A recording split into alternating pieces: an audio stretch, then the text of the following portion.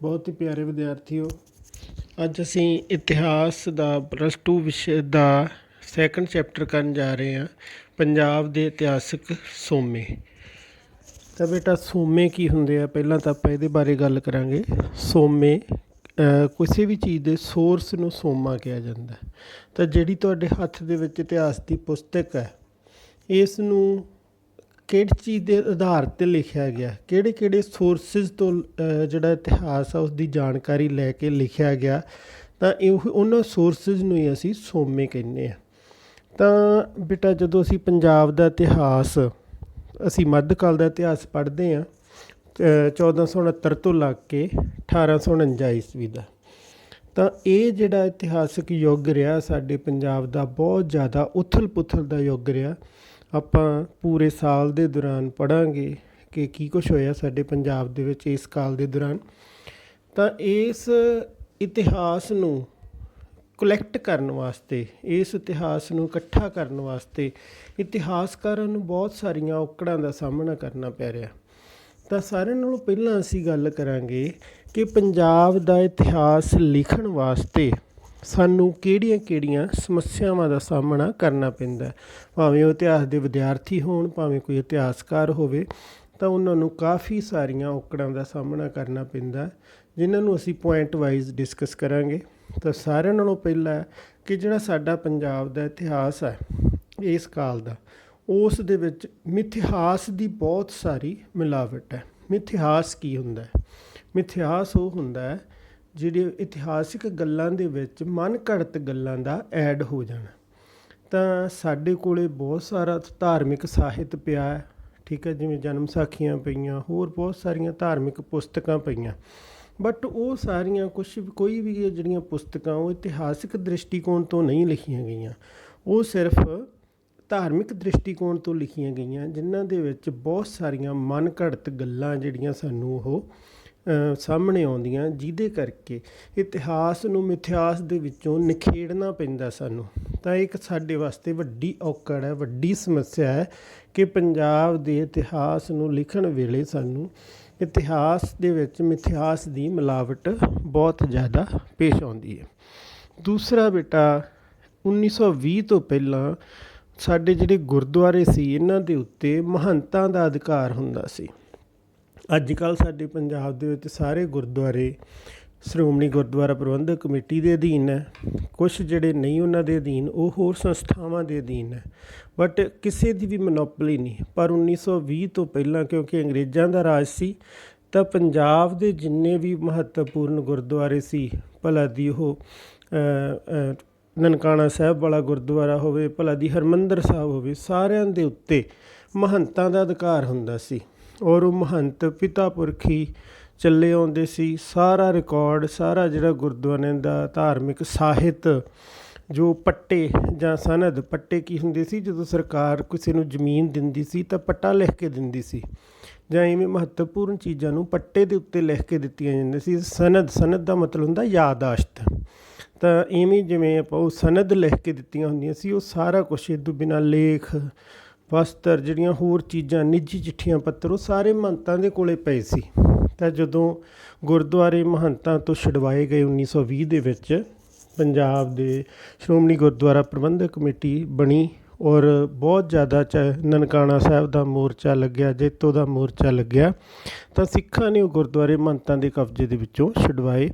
ਔਰ ਉਹ ਜਿਹੜਾ ਬਹੁਤ ਸਾਰਾ ਸਾਹਿਤ ਸੀ ਸਾਡਾ, ਇਤਿਹਾਸਿਕ ਸਮੱਗਰੀ ਸੀ ਸਾਡੀ, ਉਹ ਜਿਹੜੀ ਸੀ ਮਹੰਤਾਂ ਦੇ ਜਿਹੜੇ ਪਰਿਵਾਰ ਸੀ ਜਾਂ ਜਿਹੜੇ ਮਹੰਤ ਸੀ, ਉਹ ਆਪਣੇ ਨਾਲ ਹੀ ਲੈ ਗਏ। ਜਿਹੜੀ ਤਸਵੀਰ ਤੁਸੀਂ ਦੇਖ ਰਹੇ ਹੋ, ਇਹ ਜਿਹੜਾ ਨਨਕਾਣਾ ਸਾਹਿਬ ਦਾ ਲਾਸਟ ਮਹੰਤ ਸੀ, ਦੇਖੋ ਅੰਗਰੇਜ਼ਾਂ ਦੇ ਨਾਲ ਬੈਠਾ, ਮਤਲਬ ਜਿਹੜੇ ਮਹੰਤ ਸੀ ਉਹ ਅੰਗਰੇਜ਼ਾਂ ਦੇ ਪਿੱਠੂਆਂ ਦੇ ਤੌਰ 'ਤੇ ਕੰਮ ਕਰਦੇ ਸੀ। ਨੈਕਸਟ ਪੁਆਇੰਟ ਹੈ ਸਾਡੇ ਕੋਲੇ ਪੰਜਾਬੀਆਂ ਦੇ ਵਿੱਚ ਇਤਿਹਾਸ ਲਿਖਣ ਦਾ ਅਭਾਵ ਦਾ ਮਤਲਬ ਜਿਵੇਂ ਜਿਹਨੂੰ ਅਸੀਂ ਕਹਿ ਦਿੰਦੇ ਹਾਂ ਘੋਲ ਕਰ ਜਾਣਾ। ਤਾਂ ਪੰਜਾਬੀ ਇਤਿਹਾਸ ਨਹੀਂ ਲਿਖ ਸਕੇ ਇਸ ਸਮੇਂ ਦੇ ਦੌਰਾਨ। ਇਸ ਸਮੇਂ ਦੇ ਦੌਰਾਨ ਵਿਦੇਸ਼ੀ ਆਕਰਮਣਕਾਰੀ ਆਉਂਦੇ ਸੀ, ਔਰ ਪੰਜਾਬੀ ਆ ਜਿਹੜੇ ਉਹਨਾਂ ਕੋਲ ਸਮਾਂ ਹੀ ਨਹੀਂ ਸੀ ਇਤਿਹਾਸ ਨੂੰ ਲਿਖਣ ਦਾ, ਠੀਕ ਹੈ। ਨੈਕਸਟ ਹੈ ਵਿਦੇਸ਼ੀ ਆਕਰਮਣਕਾਰੀਆਂ ਦੁਆਰਾ ਫੈਲਾਈ ਗਈ ਅਸ਼ਾਂਤੀ। ਤਾਂ ਬੇਟਾ ਪੰਜਾਬ ਦਾ ਇਤਿਹਾਸ ਲਿਖਣ ਦੇ ਵਿੱਚ ਅਗਲੀ ਔਕੜ ਸਾਡੇ ਵਾਸਤੇ ਇਹ ਪੇਸ਼ ਆਉਂਦੀ ਹੈ ਜਿਹੜੇ ਕਾਲ ਦਾ ਅਸੀਂ ਇਤਿਹਾਸ ਪੜ੍ਹ ਰਹੇ ਹਾਂ ਉਸ ਕਾਲ ਦੇ ਵਿੱਚ ਬਹੁਤ ਸਾਰੇ ਵਿਦੇਸ਼ੀ ਆਕਰਮਣਕਾਰੀਆਂ ਨੇ ਹਮਲੇ ਕੀਤੇ। ਭਲਾ ਦੀ ਅਹਿਮਦ ਸ਼ਾਹ ਅਬਦਾਲੀ ਦੇ ਹਮਲੇ ਹੋਣ, ਤੈਮੂਰ ਸ਼ਾਹ ਦੇ ਹਮਲੇ ਹੋਣ, ਤਾਂ ਪੰਜਾਬ ਦੇ ਜੰਮਦਿਆਂ ਨੂੰ ਨਿੱਤ ਮੁਹਿੰਮਾਂ। ਤਾਂ ਪੰਜਾਬ ਪਿਛਲੇ ਲੈਸਨ 'ਚ ਅਸੀਂ ਪੜ੍ਹ ਚੁੱਕੇ ਹਾਂ, ਯੁੱਧਾਂ ਦਾ ਅਖਾੜਾ ਬਣਿਆ ਰਿਹਾ। ਤਾਂ ਜਿੰਨੇ ਹਮਲਾਵਰ ਆਉਂਦੇ ਸੀ ਪੰਜਾਬ ਦੇ ਵਿੱਚ ਅਸ਼ਾਂਤੀ ਫੈਲਾ ਜਾਂਦੇ ਸੀ, ਤਾਂ ਲੋਕਾਂ ਦੇ ਕੋਲ ਇੰਨਾ ਸਮਾਂ ਹੀ ਨਹੀਂ ਸੀ ਕਿ ਉਹ ਇਤਿਹਾਸ ਨੂੰ ਲਿਖਣ ਵਾਸਤੇ ਬੈਠਣ। ਫਿਰ ਵੀ ਕਈ ਇਤਿਹਾਸਕਾਰਾਂ ਨੇ ਕੋਸ਼ਿਸ਼ ਕੀਤੀ ਆ ਕੁਛ ਨਾ ਕੁਛ ਲਿਖਣ ਦੀ, ਸਾਨੂੰ ਉਹਦੇ ਵਿੱਚੋਂ ਜਾਣਕਾਰੀ ਮਿਲਦੀ ਹੈ। ਬਟ ਓਵਰਆਲ ਜਿਹੜਾ ਸਾਡੇ ਵਾਸਤੇ ਇੱਕ ਔਕੜ ਹੈ ਕਿ ਜਿਹੜਾ ਪੰਜਾਬ ਵਿੱਚ ਵਿਦੇਸ਼ੀ ਆਕਰਮਣਕਾਰੀਆਂ ਦੁਆਰਾ ਫੈਲਾਈ ਅਸ਼ਾਂਤੀ ਦੇ ਕਾਰਨ ਸਾਨੂੰ ਪੰਜਾਬ ਦਾ ਇਤਿਹਾਸ ਸਾਡਾ ਨਸ਼ਟ ਵੀ ਬਹੁਤ ਸਾਰਾ ਹੋ ਗਿਆ। ਆਪਾਂ ਮੇਨਲੀ ਦੇਖਦੇ ਹਾਂ, ਸਾਨੂੰ ਪ੍ਰਾਚੀਨ ਮੰਦਰ ਆ, ਜਿਹੜੇ ਪੁਰਾਣੇ ਮੰਦਰ ਆ ਜ਼ਿਆਦਾਤਰ ਪਹਾੜਾਂ 'ਤੇ ਮਿਲਦੇ ਆ। ਇਹਦਾ ਮਤਲਬ ਇਹ ਨਹੀਂ ਕਿ ਮੈਦਾਨੀ ਇਲਾਕਿਆਂ ਦੇ ਵਿੱਚ ਉਸ ਵੇਲੇ ਕੋਈ ਮੰਦਰ ਨਹੀਂ ਸੀ, ਪਰ ਜਿਹੜੇ ਮੈਦਾਨੀ ਇਲਾਕਿਆਂ ਦੇ ਵਿੱਚ ਜਿੰਨੇ ਧਾਰਮਿਕ ਸਥਲ ਸੀ, ਮੰਦਰ ਸੀ, ਬਿਲਡਿੰਗਜ਼ ਸੀ, ਉਹਨਾਂ ਨੂੰ ਜਦੋਂ ਆਕਰਮਣਕਾਰੀ ਆਉਂਦੇ ਸੀ ਤਾਂ ਉਹਨਾਂ ਨੂੰ ਨਸ਼ਟ ਕਰ ਜਾਂਦੇ ਸੀ। ਈਵਨ ਹਰਿਮੰਦਰ ਸਾਹਿਬ ਨੂੰ ਵੀ ਢਹਿ ਢੇਰੀ ਕਰਵਾ ਦਿੱਤਾ ਗਿਆ ਸੀ। ਤਾਂ ਇਸ ਤਰੀਕੇ ਦੇ ਨਾਲ ਆਕਰਮਣਕਾਰੀਆਂ ਨੇ ਜਿਹੜੀ ਅਸ਼ਾਂਤੀ ਫੈਲਾਈ, ਉਹਦੇ ਨਾਲ ਸਾਡਾ ਬਹੁਤ ਸਾਰੀ ਇਤਿਹਾਸਕ ਸਮੱਗਰੀ ਸਾਡੀ ਹੈ ਜਿਹੜੀ ਉਹ ਨਸ਼ਟ ਹੋ ਗਈ। ਸਾਨੂੰ ਇਹ ਇੱਕ ਔਕੜ ਪੇਸ਼ ਆਉਂਦੀ ਹੈ ਪੰਜਾਬ ਦਾ ਇਤਿਹਾਸ ਲਿਖਣ ਦੇ ਵਿੱਚ। ਨੈਕਸਟ ਹੈ ਬੇਟਾ ਮੁਸਲਮਾਨ ਇਤਿਹਾਸਕਾਰਾਂ ਦੇ ਪੱਖਪਾਤਪੂਰਨ ਵਿਚਾਰ। ਜਿਹੜੇ ਮੁਸਲਿਮ ਇਤਿਹਾਸਕਾਰਾਂ ਨੇ ਇਸ ਕਾਲ ਦੇ ਦੌਰਾਨ ਕਾਫੀ ਸਾਰਾ ਇਤਿਹਾਸ ਲਿਖਿਆ, ਕਿਉਂਕਿ ਉਹਨਾਂ ਦਾ ਰਾਜ ਸੀ, ਉਹਨਾਂ ਦੇ ਕੋਲ ਸਮਾਂ ਸੀ। ਸਿੱਖਾਂ ਦੇ ਕੋਲ ਸਮਾਂ ਨਹੀਂ ਸੀ, ਪੰਜਾਬੀਆਂ ਦੇ ਕੋਲ ਕੋਈ ਸਮਾਂ ਨਹੀਂ ਸੀ।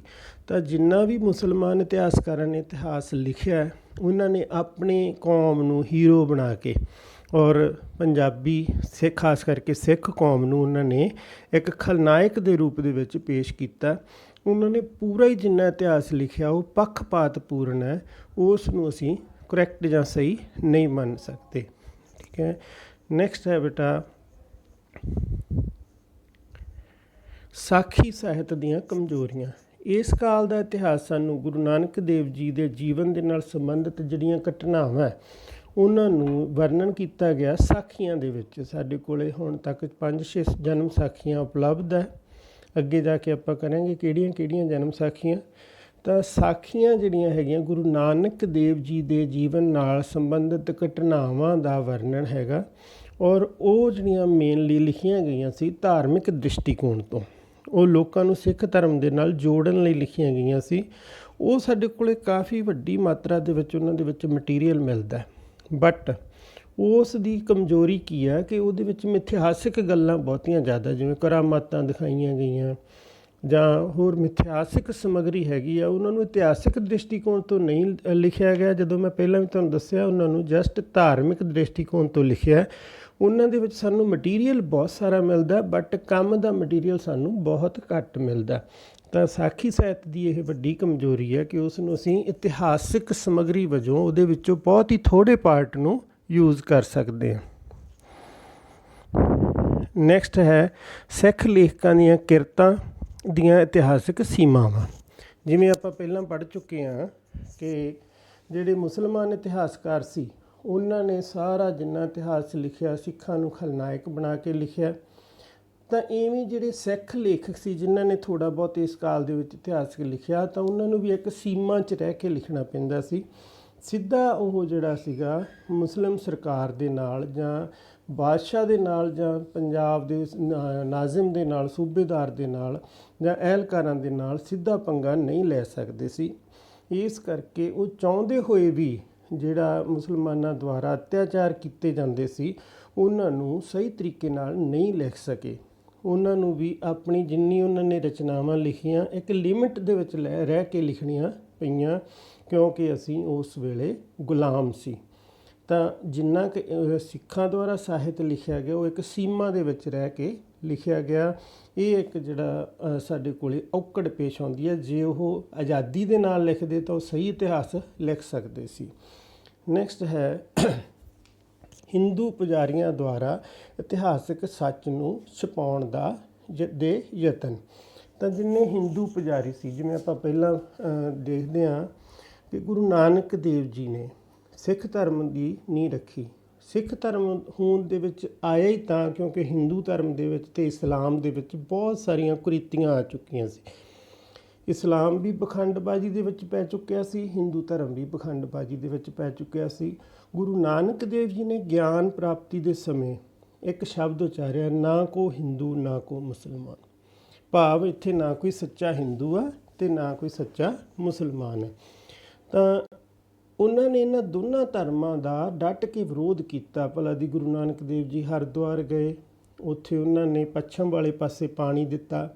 ਪੰਡਤਾਂ ਨੂੰ ਇਹ ਗੱਲ ਦੱਸੀ ਕਿ ਜਿਹੜਾ ਹੈਗਾ ਜਦੋਂ ਪੰਡਤਾਂ ਨੇ ਉਹਨਾਂ ਨੂੰ ਪੁੱਛਿਆ ਕਿ ਤੁਸੀਂ ਪੱਛਮ ਵਾਲੇ ਪਾਸੇ ਨੂੰ ਮੂਰਖਾਂ ਤੋਂ ਪਾਣੀ ਕਿਉਂ ਦੇਈ ਜਾਂਦਾ, ਉਹਨਾਂ ਨੇ ਕਿਹਾ ਜੇ ਤੁਹਾਡਾ ਪਾਣੀ ਇੱਥੋਂ ਸੂਰਜ ਤੱਕ ਜਾ ਸਕਦਾ ਹੈ ਪੂਰਬ ਵਾਲੇ ਪਾਸੇ ਨੂੰ, ਤਾਂ ਮੇਰਾ ਕਰਤਾਰਪੁਰ ਆਪਣੇ ਖੇਤਾਂ ਨੂੰ ਕਿਉਂ ਨਹੀਂ ਜਾ ਸਕਦਾ।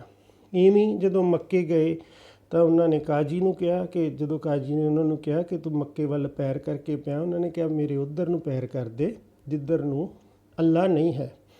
ਤਾਂ ਗੁਰੂ ਨਾਨਕ ਦੇਵ ਜੀ ਨੇ ਤਰਕ ਦੇ ਨਾਲ ਇਹਨਾਂ ਦੋਨਾਂ ਧਰਮਾਂ ਨੂੰ ਸਹੀ ਰਸਤੇ ਪਾਉਣ ਦਾ ਯਤਨ ਕੀਤਾ। ਬਟ ਜਿਹੜਾ ਹਿੰਦੂ ਪੁਜਾਰੀ ਵਰਗ ਸੀ ਉਹ ਅੰਦਰੋਂ ਅੰਦਰੀ ਸਿੱਖ ਗੁਰੂ ਸਾਹਿਬਾਨ ਦੇ ਨਾਲ ਖਾਰ ਖਾਂਦਾ ਸੀ। ਇਸ ਕਰਕੇ ਉਹਨਾਂ ਨੇ ਬਹੁਤ ਸਾਰਾ ਇਤਿਹਾਸਿਕ ਸੱਚ ਜਿਹੜੇ ਸੀਗੇ ਉਹਨਾਂ ਨੂੰ ਛੁਪਾ ਕੇ ਰੱਖਿਆ। ਉਹ ਜਿਹੜੀ ਸਹੀ ਜਾਣਕਾਰੀ ਸਾਡੇ ਤੱਕ ਨਹੀਂ ਆਉਂਦੀ, ਇਹ ਜਿਹੜੀ ਹੈਗੀ ਆ ਇੱਕ ਸਾਡੇ ਵਾਸਤੇ ਸਮੱਸਿਆ ਹੈ ਪੰਜਾਬ ਦੇ ਇਤਿਹਾਸ ਦੇ ਨਿਰਮਾਣ ਦੇ ਵਿੱਚ। ਨੈਕਸਟ ਬੇਟਾ, ਔਰੰਗਜ਼ੇਬ ਦੀ ਕਠੋਰ ਨੀਤੀ। ਔਰੰਗਜ਼ੇਬ ਮੁਗਲਾਂ ਦਾ ਆਖਰੀ ਤਾਕਤਵਰ ਬਾਦਸ਼ਾਹ, ਇਹ ਨਹੀਂ ਕਿ ਆਖਰੀ ਬਾਦਸ਼ਾਹ, ਆਖਰੀ ਤਾਕਤਵਰ ਬਾਦਸ਼ਾਹ, ਕਿਉਂਕਿ 1707 'ਚ ਔਰੰਗਜ਼ੇਬ ਦੀ ਮੌਤ ਤੋਂ ਬਾਅਦ ਮੁਗਲ ਸਾਮਰਾਜ ਦਾ ਵਿਘਟਨ ਹੋਣਾ ਸ਼ੁਰੂ ਹੋ ਗਿਆ। ਪੰਜਾਬ 1752 ਤੱਕ ਮੁਗਲਾਂ ਦੇ ਅਧੀਨ ਰਿਹਾ। 1752 ਤੋਂ ਲੈ ਕੇ 1767 ਤੱਕ ਪੰਜਾਬ ਅਫਗਾਨਿਸਤਾਨ ਦਾ ਅੰਗ ਰਿਹਾ। ਤਾਂ ਔਰੰਗਜ਼ੇਬ ਮੁਗਲਾਂ ਦਾ ਆਖਰੀ ਤਾਕਤਵਰ ਬਾਦਸ਼ਾਹ ਸੀ ਔਰ ਉਸ ਨੇ ਬਹੁਤ ਜ਼ਿਆਦਾ ਕਠੋਰ ਨੀਤੀ ਅਪਣਾਈ ਦੂਜੇ ਧਰਮਾਂ ਪ੍ਰਤੀ। ਉਹ ਕੱਟੜ ਸੁੰਨੀ ਮੁਸਲਮਾਨ ਸੀ, ਦੂਜੇ ਧਰਮਾਂ ਨੂੰ ਸਹਿਣ ਨਹੀਂ ਸੀ ਕਰ ਸਕਦਾ। ਇਸ ਕਰਕੇ ਉਸ ਨੇ ਇੱਕ ਹੁਕਮ ਜਾਰੀ ਕਰ ਦਿੱਤਾ ਸੀਗਾ ਕਿ ਸਰਕਾਰੀ ਜਾਂ ਗੈਰ ਸਰਕਾਰੀ ਲਿਖਾਰੀ ਕੋਈ ਵੀ ਉਸ ਦੇ ਰਾਜ ਦੀਆਂ ਘਟਨਾਵਾਂ ਨੂੰ ਨਹੀਂ ਲਿਖ ਸਕਦਾ। ਫਿਰ ਵੀ ਜੇ ਕੋਈ ਕੋਸ਼ਿਸ਼ ਕਰਦਾ ਵੀ ਸੀ ਤਾਂ ਉਸ ਨੂੰ ਸਖਤ ਸਜ਼ਾ ਦਿੱਤੀ ਜਾਂਦੀ ਸੀ। ਤਾਂ ਇਸ ਕਰਕੇ ਜਿਹਨੇ ਥੋੜ੍ਹਾ ਬਹੁਤ ਇਸ ਕਾਲ ਦੇ ਵਿੱਚ ਲਿਖਿਆ ਉਹਨੇ ਵੀ ਥੋੜ੍ਹਾ ਜਿਹਾ ਤੋੜ ਮਰੋੜ ਕੇ ਲਿਖਿਆ, ਲੁਕ ਲੁਕਾ ਕੇ ਲਿਖਿਆ। ਤਾਂ ਇਹ ਜਿਹੜਾ ਔਰੰਗਜ਼ੇਬ ਦੀ ਕਠੋਰ ਨੀਤੀ ਦੇ ਕਾਰਨ ਇਸ ਕਾਲ ਦਾ ਜਿਹੜਾ ਇਤਿਹਾਸ ਆ ਸਾਨੂੰ ਬਿਲਕੁਲ ਬਹੁਤ ਘੱਟ ਜਾਣਕਾਰੀ ਮਿਲਦੀ ਆ। ਜਾਂ ਤਾਂ ਔਰੰਗਜ਼ੇਬ ਤੋਂ ਬਾਅਦ ਲਿਖਿਆ ਗਿਆ ਇਤਿਹਾਸ ਆ ਜਿਹਨੂੰ ਅਸੀਂ ਕਹਿ ਸਕਦੇ ਹਾਂ 1707 ਤੋਂ ਬਾਅਦ ਜਿਹਨੇ ਸੁਣ ਸੁਣਾ ਕੇ ਗੱਲਾਂ ਲਿਖਣ ਦੀ ਕੋਸ਼ਿਸ਼ ਕੀਤੀ ਆ। ਬਟ ਔਰੰਗਜ਼ੇਬ ਦੇ ਜੀਵਨ ਕਾਲ ਦੇ ਵਿੱਚ ਬਹੁਤ ਘੱਟ ਇਤਿਹਾਸ ਲਿਖਿਆ ਗਿਆ। ਨੈਕਸਟ ਹੈ ਤਾਂ ਔਰੰਗਜ਼ੇਬ ਦੀ ਮੌਤ ਪਿੱਛੋਂ ਅਸ਼ਾਂਤੀ ਦਾ ਯੁੱਗ। 1707 'ਚ ਔਰੰਗਜ਼ੇਬ ਦੀ ਮੌਤ ਹੋ ਗਈ ਔਰ ਔਰੰਗਜ਼ੇਬ ਦੀ ਮੌਤ ਤੋਂ ਬਾਅਦ ਉਸ ਦਾ ਸਾਮਰਾਜ ਜਿਹੜਾ ਉਹ ਖੇਰੂ ਖੇਰੂ ਹੋਣਾ ਸ਼ੁਰੂ ਹੋ ਗਿਆ। ਉੱਤਰੀ ਭਾਰਤ ਦੇ ਵਿੱਚ ਖਾਸ ਕਰਕੇ ਸਾਡੇ ਪੰਜਾਬ ਦੇ ਵਿੱਚ ਸਿੱਖਾਂ ਦਾ ਵਿਦਰੋਹ ਸ਼ੁਰੂ ਹੋ ਗਿਆ। ਇਵੇਂ ਦੱਖਣ ਦੇ ਵਿੱਚ ਮਰਾਠਿਆਂ ਦਾ ਵਿਦਰੋਹ ਪਹਿਲਾਂ ਚੱਲਦਾ ਆਉਂਦਾ ਸੀ, ਮਰਾਠੇ ਤਾਕਤਵਰ ਹੋ ਗਏ। ਔਰੰਗਜ਼ੇਬ ਦੇ ਮੌਤ ਤੋਂ ਬਾਅਦ ਉਸ ਦਾ ਜਿਹੜਾ ਸ਼ਾਸਨ ਸੀ ਉਹ ਵਿਘਟਨ ਵਾਲੇ ਪਾਸੇ ਨੂੰ ਜਾਣਾ ਸ਼ੁਰੂ ਹੋ ਗਿਆ। ਪੰਜਾਬ ਦੇ ਵਿੱਚ ਬੰਦਾ ਬਹਾਦਰ ਨੇ 1708 ਤੋਂ ਲੈ ਕੇ 1716 ਤੱਕ ਸਿੱਖ ਰਾਜ ਦੀ ਸਥਾਪਨਾ ਕਰ ਲਈ। ਉਸ ਤੋਂ ਬਾਅਦ ਫਰੁਖਸ਼ੀਰ ਮੁਗਲ ਬਾਦਸ਼ਾਹ ਬਣ ਗਿਆ ਔਰ ਉਸ ਨੇ ਜਿਹੜਾ ਅਬਦੁਸ ਸਮਦ ਖਾਂ ਨੂੰ ਭੇਜਿਆ ਔਰ ਪੰਜਾਬ ਦੇ ਸਿੱਖਾਂ ਦੇ ਉੱਤੇ ਘੋਰ ਅਤਿਆਚਾਰ ਸ਼ੁਰੂ ਕੀਤੇ ਗਏ। ਬੰਦਾ ਬਹਾਦਰ ਨੂੰ ਫੜ ਕੇ ਕੈਦ ਕੀਤਾ ਗਿਆ, ਸਿੱਖਾਂ ਦੇ ਸਿਰਾਂ ਦੇ ਮੁੱਲ ਸ਼ੁਰੂ ਹੋ ਗਏ। ਤਾਂ ਜਿਹੜਾ ਇਸ ਤੋਂ ਅਗਲਾ ਸਮਾਂ ਸੀ 50 ਸਾਲ ਦਾ ਸਮਾਂ, ਉਹ ਸਾਰਾ ਘੋਰ ਅਤਿਆਚਾਰਾਂ ਦਾ ਦੌਰ ਸੀ। ਤਾਂ ਔਰੰਗਜ਼ੇਬ ਦੀ ਮੌਤ ਤੋਂ ਬਾਅਦ ਜਿਹੜੀ ਅਸ਼ਾਂਤੀ ਪੈਦਾ ਹੋਈ, ਉਸ ਅਸ਼ਾਂਤੀ ਦੇ ਵਿੱਚ ਸਿੱਖਾਂ ਨੂੰ, ਪੰਜਾਬੀਆਂ ਨੂੰ ਆਪਣੇ ਘਰ-ਬਾਰ ਛੱਡ ਕੇ ਜੰਗਲਾਂ ਪਹਾੜਾਂ ਦਾ ਸਹਾਰਾ ਲੈਣਾ ਪਿਆ, ਜਿਹਦੇ ਕਰਕੇ ਸਾਡਾ ਬਹੁਤ ਸਾਰੀ ਇਤਿਹਾਸਿਕ ਸਮੱਗਰੀ, ਸਾਡਾ ਬਹੁਤ ਸਾਰਾ ਇਤਿਹਾਸਿਕ ਨੁਕਸਾਨ ਹੋਇਆ ਸਾਡੇ ਸੋਮਿਆਂ ਦਾ। ਤਾਂ ਸਾਡੇ ਕੋਲ ਇਹ ਵੀ ਇੱਕ ਔਕੜ ਪੇਸ਼ ਆਉਂਦੀ ਹੈ ਕਿ ਪੰਜਾਬ ਦਾ ਇਤਿਹਾਸ ਲਿਖਣ ਦੇ ਵਿੱਚ ਔਰੰਗਜ਼ੇਬ ਦੀ ਮੌਤ ਤੋਂ ਬਾਅਦ ਜਿਹੜਾ ਅਸ਼ਾਂਤੀ ਦਾ ਯੁੱਗ ਸੀ ਉਸ ਦੇ ਵਿੱਚ ਸਾਡਾ ਬਹੁਤ ਸਾਰੀ ਇਤਿਹਾਸਕ ਸਮੱਗਰੀ ਹੈ ਜਿਹੜੀ ਉਹ ਨਸ਼ਟ ਹੋ ਗਈ। ਨੈਕਸਟ ਹੈ ਪੰਜਾਬ ਮੁਗਲ ਸਾਮਰਾਜ ਦਾ ਅੰਗ। ਤਾਂ ਬੇਟਾ ਨਕਸ਼ਾ ਤੁਸੀਂ ਦੇਖ ਰਹੇ ਹੋ, ਪੰਜਾਬ ਮੁਗਲ ਸਾਮਰਾਜ ਦਾ ਇੱਕ ਅੰਗ ਸੀ। ਗੁਰੂ ਸਾਹਿਬਾਨ ਦੇ ਸਮੇਂ ਤੋਂ ਲੱਗ ਕੇ 1767 ਤੱਕ ਪੰਜਾਬ ਮੁਗਲ ਅੰਪਾਇਰ ਦੇ 1752 ਤੱਕ ਪੰਜਾਬ ਮੁਗਲ ਅੰਪਾਇਰ ਦੇ ਵਿੱਚ ਰਿਹਾ। 1752 ਤੋਂ ਲੈ ਕੇ 1767 ਤੱਕ ਪੰਜਾਬ ਅਫਗਾਨਿਸਤਾਨ ਦੀ ਇੱਕ ਸਟੇਟ ਰਿਹਾ। ਔਰ 1767 ਤੋਂ ਬਾਅਦ ਪੰਜਾਬ ਦੇ ਵਿੱਚ ਛੋਟੀਆਂ ਛੋਟੀਆਂ ਸਿੱਖ ਮਿਸਲਾਂ ਸਥਾਪਿਤ ਹੋਈਆਂ, ਜਿਹੜੀਆਂ 1799 ਤੱਕ ਚੱਲੀਆਂ। ਔਰ ਉਸ ਤੋਂ ਬਾਅਦ ਮਹਾਰਾਜਾ ਰਣਜੀਤ ਸਿੰਘ ਨੇ ਆਪਣਾ ਸਿੱਖ ਰਾਜ ਸਥਾਪਿਤ ਕੀਤਾ। ਇਹਨੂੰ ਅਸੀਂ ਨੈਕਸਟ ਲੈਸਨਾਂ ਦੇ ਵਿੱਚ ਪੜ੍ਹਾਂਗੇ। ਪਰ ਇਸ ਸਾਰੇ ਕਾਲ ਦੇ ਵਿੱਚੋਂ ਲੰਬੇ ਸਮੇਂ ਤੱਕ ਜਿਹੜਾ ਪੰਜਾਬ ਸੀ ਉਹ ਮੁਗਲ ਸਾਮਰਾਜ ਦਾ ਹਿੱਸਾ ਰਿਹਾ। ਤਾਂ ਇਸ ਕਰਕੇ ਜਦੋਂ ਵੀ ਕੋਈ ਇਤਿਹਾਸ ਲਿਖਿਆ ਜਾਂਦਾ ਸੀ ਉਹ ਪੂਰੇ ਮੁਗਲ ਸਾਮਰਾਜ ਮੁਗਲ ਅੰਪਾਇਰ ਦਾ ਲਿਖਿਆ ਜਾਂਦਾ ਸੀ। ਇਕੱਲੇ ਪੰਜਾਬ ਦਾ ਇਤਿਹਾਸ ਕਿਸੇ ਨੇ ਬਹੁਤਾ ਜ਼ਿਆਦਾ ਨਹੀਂ ਲਿਖਿਆ, ਕਿਉਂਕਿ ਜਿਹੜਾ ਸਾਡਾ ਹੁਣ ਮੌਜੂਦਾ ਪੰਜਾਬ ਆ ਇਸ ਦੀਆਂ 2-3 ਸਟੇਟਾਂ ਸੀ। ਮੁਲਤਾਨ ਅਲੱਗ ਸਟੇਟ ਸੀ, ਲਾਹੌਰ ਅਲੱਗ ਸਟੇਟ ਸੀ, ਸਰਹਿੰਦ ਅਲੱਗ ਸਟੇਟ ਸੀ। ਤਾਂ ਇਹ ਸਾਰਾ ਪੰਜਾਬ ਇਕੱਠਾ ਜਿਹੜਾ ਸੀਗਾ ਉਹ ਮੁਗਲਾਂ ਦੇ ਅਧੀਨ ਸੀ। ਇਸ ਕਰਕੇ ਕਿਸੇ ਛੋਟੀ ਸਟੇਟ ਦਾ ਕਿਸੇ ਦਾ ਵੀ ਅਲੱਗ ਤੋਂ ਇਤਿਹਾਸ ਨਹੀਂ ਲਿਖਿਆ ਗਿਆ, ਪੂਰੀ ਮੁਗਲ ਅੰਪਾਇਰ ਦਾ ਇਤਿਹਾਸ ਲਿਖਿਆ ਗਿਆ।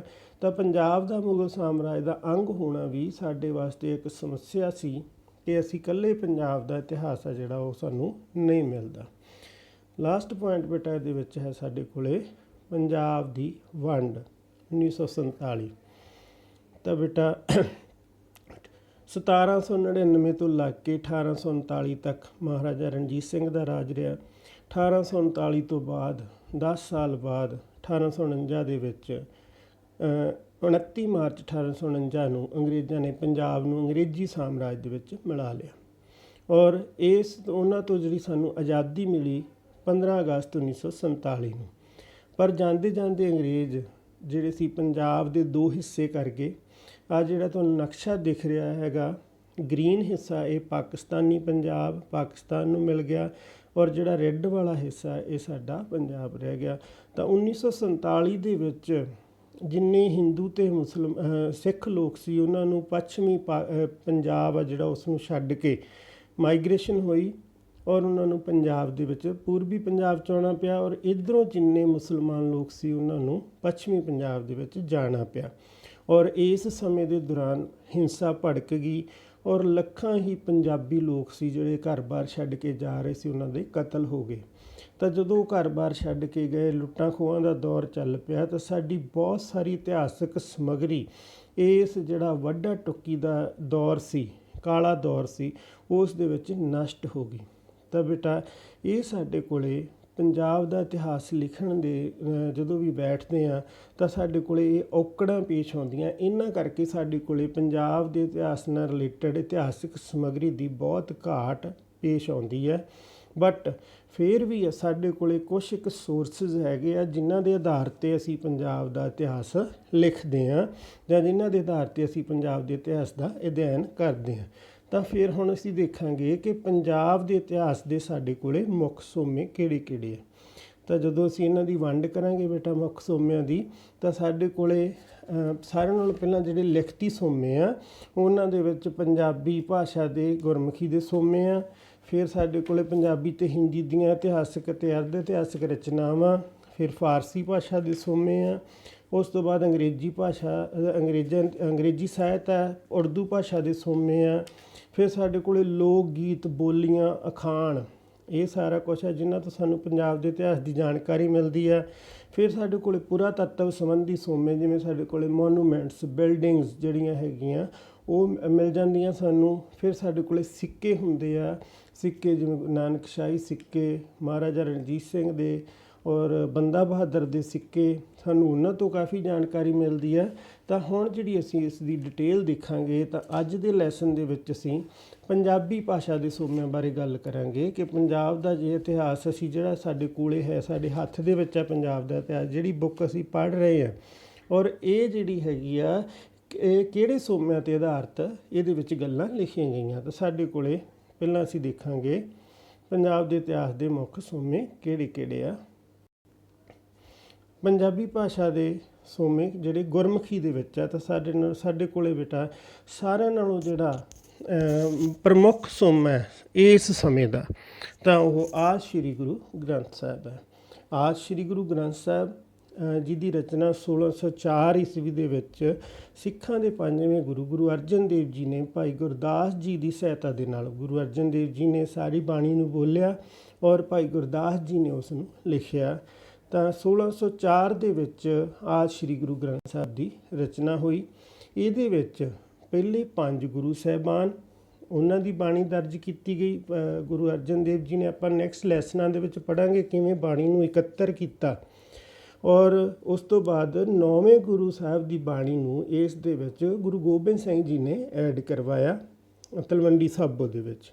ਇਸ ਤੋਂ ਬਿਨਾਂ 16 ਹਿੰਦੂ ਅਤੇ ਮੁਸਲਿਮ ਭਗਤ, 15 ਭੱਟਾਂ ਦੇ ਸਵਈਏ, ਭਾਈ ਗੁਰਦਾਸ ਦੀਆਂ ਵਾਰਾਂ, ਸੱਤੇ ਅਤੇ ਬਲਵੰਡ ਦੀ ਵਾਰ, ਇਹ ਜਿਹੜੇ ਸਾਰੀਆਂ ਰਚਨਾਵਾਂ ਸਾਨੂੰ ਆਦਿ ਸ਼੍ਰੀ ਗੁਰੂ ਗ੍ਰੰਥ ਸਾਹਿਬ ਦੇ ਵਿੱਚ ਮਿਲਦੀਆਂ। ਤਾਂ ਆਦਿ ਸ਼੍ਰੀ ਗੁਰੂ ਗ੍ਰੰਥ ਸਾਹਿਬ ਦੇ ਵਿੱਚ ਬਹੁਤੀ ਬਾਣੀ ਜਿਵੇਂ ਗੁਰੂ ਨਾਨਕ ਦੇਵ ਜੀ ਤੋਂ ਲੱਗ ਕੇ ਆ। ਤਾਂ ਗੁਰੂ ਨਾਨਕ ਦੇਵ ਜੀ ਦਾ ਜਨਮ 1469 ਦੇ ਵਿੱਚ ਹੋਇਆ ਸੀ। ਆਪਾਂ ਦੇਖਿਆ ਜਿਵੇਂ ਬਾਬਰ ਬਾਣੀ ਦੇ ਵਿੱਚ ਗੁਰੂ ਨਾਨਕ ਦੇਵ ਜੀ ਨੇ ਲਿਖਿਆ, ਪਾਪ ਕੀ ਜੰਜ ਲੈ ਪਾ ਕਾਬਲੋਂ ਧਾਇਆ, ਜੋਰੀ ਮੰਗੇ ਦਾਨ ਵੇ ਲਾਲੋ। ਤਾਂ ਸਾਨੂੰ ਉਸ ਵੇਲੇ ਦੀ ਰਾਜਨੀਤਿਕ ਹਾਲਤ ਦਾ ਪਤਾ ਚੱਲਦਾ ਹੈ ਆਦਿ ਸ਼੍ਰੀ ਗੁਰੂ ਗ੍ਰੰਥ ਸਾਹਿਬ ਵਿੱਚੋਂ। ਬੇਸ਼ੱਕ ਆਦਿ ਸ਼੍ਰੀ ਗੁਰੂ ਗ੍ਰੰਥ ਸਾਹਿਬ ਦਾ ਮੋਟਿਵ ਇਤਿਹਾਸਿਕ ਨਹੀਂ ਹੈ, ਉਸ ਦਾ ਮੋਟਿਵ ਉਸ ਨੂੰ ਲਿਖਣ ਦਾ ਧਾਰਮਿਕ ਆ, ਬਟ ਫਿਰ ਵੀ ਸਾਨੂੰ ਉਸ ਵੇਲੇ ਦੀ ਰਾਜਨੀਤਿਕ, ਸਮਾਜਿਕ, ਧਾਰਮਿਕ ਹਾਲਤ ਬਾਰੇ ਇਸ 'ਚੋਂ ਜਾਣਕਾਰੀ ਮਿਲਦੀ ਹੈ। ਜਿਵੇਂ ਸੋ ਕਿਉ ਮੰਦਾ ਆਖੀਏ ਜਿਤ ਜੰਮੇ ਰਾਜਾਨ, ਇਹਦਾ ਮਤਲਬ ਕੀ ਹੈ, ਸਾਨੂੰ ਪਤਾ ਚੱਲਦਾ ਹੈ ਕਿ ਉਸ ਵੇਲੇ ਔਰਤ ਦੀ ਹਾਲਤ ਮਾੜੀ ਸੀ। ਪਾਪ ਕੀ ਜੰਜ ਲੈ ਕਾਬਲੋਂ ਧਾਇਆ, ਜੋਰੀ ਮੰਗੇ ਦਾਨ ਵੇ ਲਾਲੋ, ਇਹਦਾ ਮਤਲਬ ਕਾਬਲ ਤੋਂ ਇੱਕ ਬੰਦਾ ਪਾਪਾਂ ਦੀ ਬਰਾਤ ਲੈ ਕੇ ਆਇਆ, ਬਾਬਰ ਨੂੰ ਸਿੱਧਾ ਵੰਗਾਰਿਆ ਗੁਰੂ ਨਾਨਕ ਦੇਵ ਜੀ ਨੇ ਕਿ ਜਿਹੜਾ ਜੋਰੀ ਮੰਗੇ ਦਾਨ ਵੇ ਲਾਲੋ, ਧੱਕੇ ਦੇ ਨਾਲ ਦਾਨ ਮੰਗ ਰਿਹਾ, ਭਾਵ ਲੋਕਾਂ ਨੂੰ ਲੁੱਟ ਰਿਹਾ। ਤਾਂ ਆਦਿ ਸ਼੍ਰੀ ਗੁਰੂ ਗ੍ਰੰਥ ਸਾਹਿਬ ਸਾਡੇ ਕੋਲ ਜਦੋਂ ਅਸੀਂ ਉਸ ਦੀ ਬਾਣੀ ਦਾ ਇਤਿਹਾਸਕ ਪੱਖ ਤੋਂ, ਇਤਿਹਾਸਕ ਦ੍ਰਿਸ਼ਟੀਕੋਣ ਤੋਂ ਅਧਿਐਨ ਕਰਦੇ ਹਾਂ ਤਾਂ ਸਾਡੇ ਕੋਲ ਉਹ ਇਸ ਸਮੇਂ ਦਾ, ਕਿਉਂਕਿ ਗੁਰੂ ਨਾਨਕ ਦੇਵ ਜੀ ਦੀ ਬਾਣੀ ਤੋਂ ਲੱਗ ਕੇ ਗੁਰੂ ਤੇਗ ਬਹਾਦਰ ਜੀ ਤੱਕ ਦੀ ਬਾਣੀ ਉਹਦੇ ਵਿੱਚ ਆ। ਤਾਂ ਸਾਨੂੰ ਇਹਨਾਂ 3 ਸਦੀਆਂ ਦਾ ਇਤਿਹਾਸ ਆ ਜਿਹੜਾ ਆਦਿ ਸ਼੍ਰੀ ਗੁਰੂ ਗ੍ਰੰਥ ਸਾਹਿਬ ਦੇ ਵਿੱਚੋਂ ਕਾਫੀ ਵੱਡੀ ਮਾਤਰਾ ਦੇ ਵਿੱਚ ਪ੍ਰਾਪਤ ਹੁੰਦਾ ਹੈ। ਨੈਕਸਟ ਹੈ ਬੇਟਾ ਸਾਡੇ ਕੋਲ ਦਸਮ ਗ੍ਰੰਥ। ਦਸਮ ਗ੍ਰੰਥ ਇੱਕ ਖਾਸ ਖਿਆਲ ਰੱਖਣਾ, ਆਦਿ ਸ਼੍ਰੀ ਗੁਰੂ ਗ੍ਰੰਥ ਸਾਹਿਬ ਜਿਸ ਨੂੰ ਸ਼੍ਰੀ ਗੁਰੂ ਗ੍ਰੰਥ ਸਾਹਿਬ ਵੀ ਕਿਹਾ ਜਾਂਦਾ ਹੈ, ਉਹ ਪਹਿਲੇ 5 ਗੁਰੂ ਸਾਹਿਬਾਨ ਅਤੇ 9ਵੇਂ ਗੁਰੂ ਸਾਹਿਬ ਦੀ ਬਾਣੀ ਹੈ। ਦੂਸਰਾ ਹੈ ਦਸਮ ਗ੍ਰੰਥ। ਦਸਮ ਗ੍ਰੰਥ ਸ਼੍ਰੀ ਗੁਰੂ ਗੋਬਿੰਦ ਸਿੰਘ ਜੀ ਅਤੇ ਉਹਨਾਂ ਦੇ 52 ਦਰਬਾਰੀ ਕਵੀਆਂ ਦੀਆਂ ਰਚਨਾਵਾਂ ਦਾ ਸੰਗ੍ਰਹਿ ਹੈ। ਗੁਰੂ ਗੋਬਿੰਦ ਸਿੰਘ ਜੀ ਨੇ ਬਹੁਤ ਸਾਰਾ ਸਾਹਿਤ ਰਚਿਆ ਬ੍ਰਜ ਭਾਸ਼ਾ ਦੇ ਵਿੱਚ, ਹਿੰਦੀ 'ਚ, ਫਾਰਸੀ 'ਚ। ਗੁਰੂ ਗੋਬਿੰਦ ਸਿੰਘ ਜੀ ਕਈ ਭਾਸ਼ਾਵਾਂ ਤੋਂ ਜਾਣੂ ਸੀ। ਤਾਂ ਉਹਨਾਂ ਨੇ ਅਤੇ ਉਹਨਾਂ ਦੇ 52 ਜਿਹੜੇ ਦਰਬਾਰੀ ਕਵੀ ਸੀ, ਉਹਨਾਂ ਨੇ ਬਹੁਤ ਸਾਰਾ ਸਾਹਿਤ ਰਚਿਆ। ਬੇਸ਼ੱਕ ਦੀ ਗੁਰੂ ਗੋਬਿੰਦ ਸਿੰਘ ਜੀ ਦਾ ਕਾਫੀ ਵੱਡੀ ਮਾਤਰਾ 'ਚ ਸਾਹਿਤ ਆ ਜਿਹੜਾ ਸਰਸਾ ਨਦੀ ਦੇ ਵਿੱਚ ਰੁੜ ਗਿਆ ਸੀ, ਬਟ ਫਿਰ ਵੀ 1721 ਈਸਵੀ ਦੇ ਵਿੱਚ ਉਹਨਾਂ ਦੇ ਪਿਆਰੇ ਸਿੱਖ ਭਾਈ ਮਨੀ ਸਿੰਘ ਜੀ ਨੇ ਗੁਰੂ ਗੋਬਿੰਦ ਸਿੰਘ ਜੀ ਦੀ ਸਾਰੀ ਬਾਣੀ ਨੂੰ ਇਕੱਤਰ ਕਰਕੇ ਉਸ ਨੂੰ ਦਸਮ ਗ੍ਰੰਥ ਦਾ ਰੂਪ ਦਿੱਤਾ, ਉਸ ਨੂੰ ਦਸਮ ਗ੍ਰੰਥ ਦੇ ਵਿੱਚ ਦਰਜ ਕੀਤਾ। ਤਾਂ ਇਸ ਦੀ ਸੰਪਾਦਨਾ ਭਾਈ ਮਨੀ ਸਿੰਘ ਜੀ ਨੇ 1721 ਈਸਵੀ ਦੇ ਵਿੱਚ ਕੀਤੀ। ਨੈਕਸਟ ਹੈ ਬੇਟਾ ਬਚਿੱਤਰ ਨਾਟਕ। ਬਚਿੱਤਰ ਨਾਟਕ ਗੁਰੂ ਗੋਬਿੰਦ ਸਿੰਘ ਜੀ ਦੀ ਆਤਮ ਕਥਾ ਹੈ। ਇਹ ਆਤਮ ਕਥਾ ਅਧੂਰੀ ਹੈ। ਗੁਰੂ ਗੋਬਿੰਦ ਸਿੰਘ ਜੀ ਨੇ ਆਪਣੀ ਜੀਵਨੀ ਲਿਖਣੀ ਸਟਾਰਟ ਕੀਤੀ ਸੀ। ਗੁਰੂ ਗੋਬਿੰਦ ਸਿੰਘ ਜੀ ਦੇ ਪਿਛਲੇ ਜਨਮ ਕਿੱਥੇ ਸੀ, ਹੇਮਕੁੰਟ ਦੇ ਵਿੱਚ ਉਹਨਾਂ ਨੇ ਕਿਵੇਂ ਭਗਤੀ ਕੀਤੀ, ਔਰ ਜਿਹੜਾ ਹੈਗਾ ਬਚਿੱਤਰ ਨਾਟਕ ਦੇ ਵਿੱਚ ਬੇਦੀ ਅਤੇ ਸੋਢੀ ਜਾਤ ਦੇ ਜਿਹੜੇ ਕਸ਼ੱਤਰੀ ਆ, ਉਹਨਾਂ ਦੇ ਵੰਸ਼ ਕਿੱਥੋਂ ਚੱਲਿਆ, ਉਹਦੇ ਬਾਰੇ ਸਾਨੂੰ ਜਾਣਕਾਰੀ ਮਿਲਦੀ ਹੈ। ਬਟ ਇਹ ਆਤਮ ਕਥਾ ਉਹਨਾਂ ਦੀ ਅਧੂਰੀ ਹੈ। ਤਾਂ ਇਹ ਵੀ ਸਾਡੇ ਕੋਲ ਪੰਜਾਬ ਦੇ ਇਤਿਹਾਸ ਦਾ ਇੱਕ ਸੋਮਾ ਹੈ। ਇਹਦੇ ਵਿੱਚੋਂ ਸਾਨੂੰ ਉਸ ਵੇਲੇ ਦੇ ਰਾਜਨੀਤਿਕ, ਧਾਰਮਿਕ ਹਾਲਾਤਾਂ ਬਾਰੇ ਪਤਾ ਚੱਲਦਾ ਹੈ। ਗੁਰੂ ਗੋਬਿੰਦ ਸਿੰਘ ਜੀ ਦੀਆਂ ਲੜਾਈਆਂ ਬਾਰੇ ਪਤਾ ਚੱਲਦਾ, ਜਿਹੜੀਆਂ ਮੁੱਢਲੇ ਕਾਲ ਦੀਆਂ ਲੜਾਈਆਂ ਉਹਨਾਂ ਦੀਆਂ, ਕਿਉਂ ਉਹਨਾਂ ਨੇ ਖਾਲਸਾ ਦੀ ਸਾਜਨਾ ਕਿਉਂ ਕੀਤੀ, ਕਿਵੇਂ ਕੀਤੀ, ਇਸ ਬਾਰੇ ਜਾਣਕਾਰੀ ਮਿਲਦੀ ਹੈ। ਸਾਰਾ ਕੁਝ ਸਾਨੂੰ ਜਾਣਕਾਰੀ ਦੇਣ ਦਾ ਸੋਮਾ ਬਚਿੱਤਰ ਨਾਟਕ ਹੈ।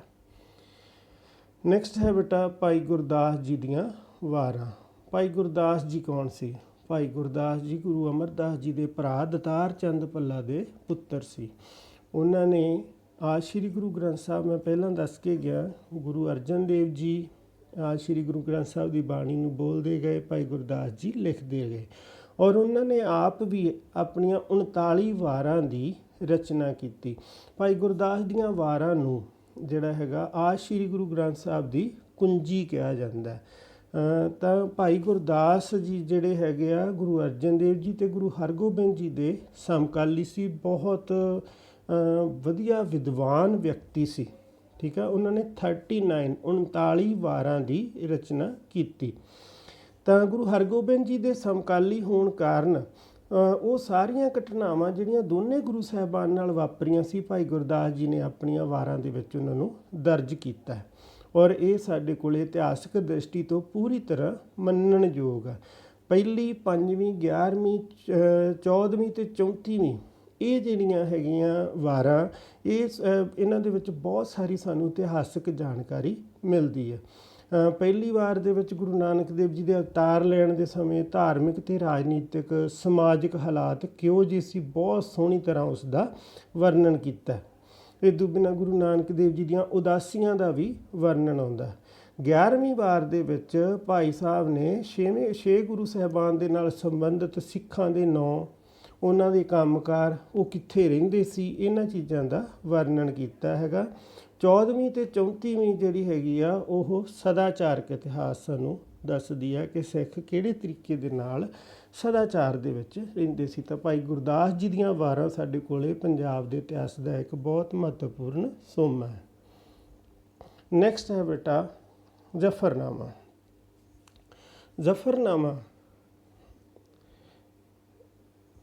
ਜ਼ਫਰਨਾਮਾ ਦਾ ਸ਼ਾਬਦਿਕ ਅਰਥ ਹੈ ਜਿੱਤ ਦੀ ਚਿੱਠੀ।